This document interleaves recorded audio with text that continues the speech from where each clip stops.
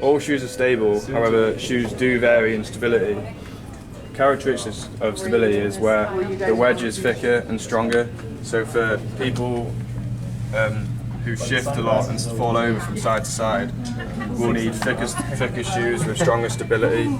For example, this orange shoe is thick and is more stable compared to this one over here, which is more arced and has less stability.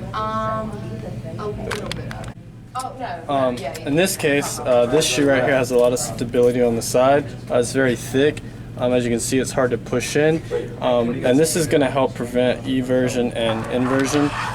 So as people are running, it's going to help them not, go inside, or on the medial side, it's going to help them to have a lot of cushion and stability to keep them from falling. Equipment is important because it deals with a person's impact and stability when running or walking.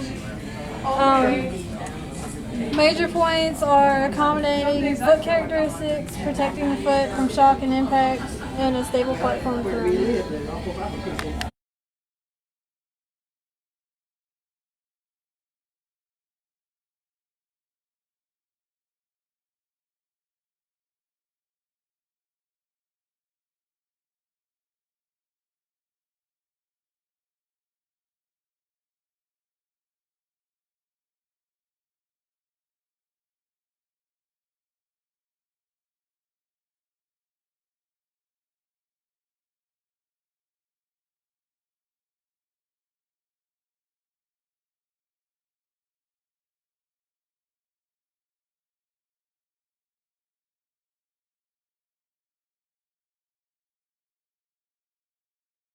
Out of there.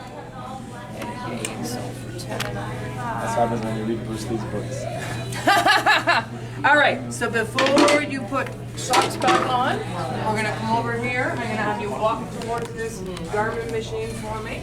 And I'm just checking that what I saw on that Bionic device is true. So we're watching ankles, we're watching whether there's any inward movement. And you are straight up and down, and that's pretty much what we saw on that Bionic device, because your arch did not elongate very much at all, so you've got pretty stable feet, which is nice. If anything, you're ever so slightly supinating with that foot. Working on it. Yeah, so I would definitely be putting you into a neutral shoe. Okay, but I would definitely be going up at least a half a size. Yeah, because you see that's like what I've been hearing a lot.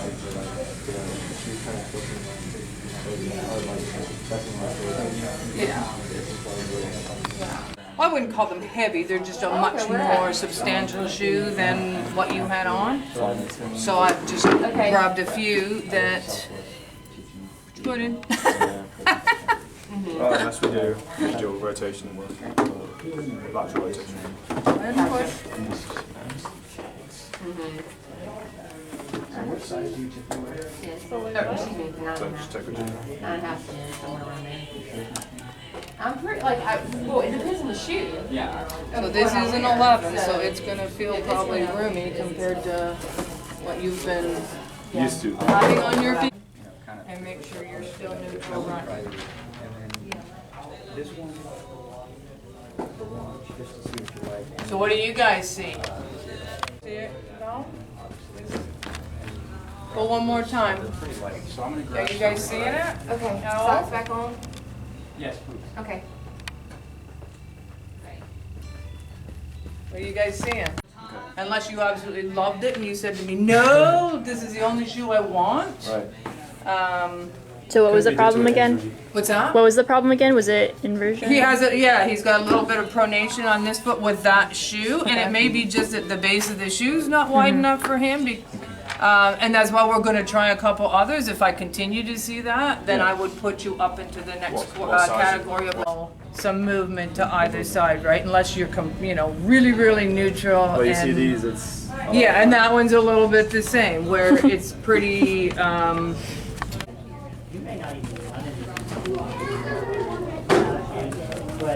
I would like you to try. Go one more time.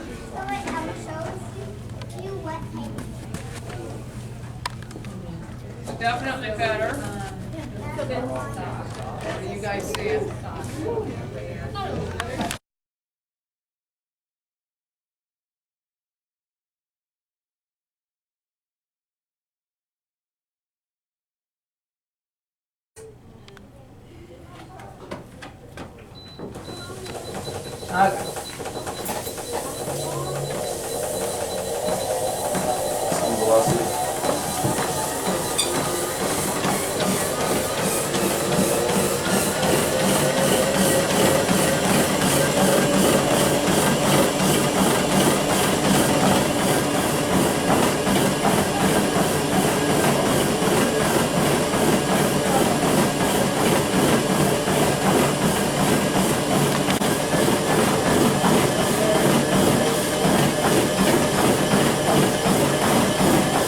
Looking at this in slow motion, there's not a whole lot of difference between the two shoes. Again, that right foot is perfectly straight up and down. That foot's got just the tiniest inward movement.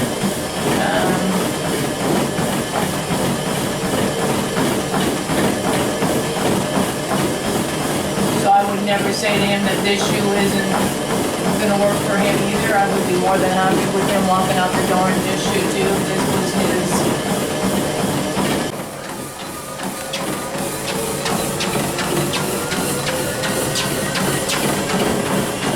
Okay, so what I try to do too, because I know I'm gonna do two videos and I wanna get them as synchronized as I can, I'm gonna try and hit the start button when his foot is hitting the mat here, so that I do that with the second shoe too, so when we have both of them on the screen, he's kind of synchronized. We do that the best we can, because it really helps when you can see them move.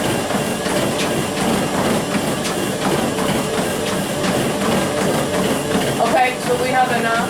You can see how straight up and down he is. He's got a very, very, very slight inward on this foot, just a tiny, tiny bit, but nothing that I would ever want to correct. He's absolutely straight up and down on that foot.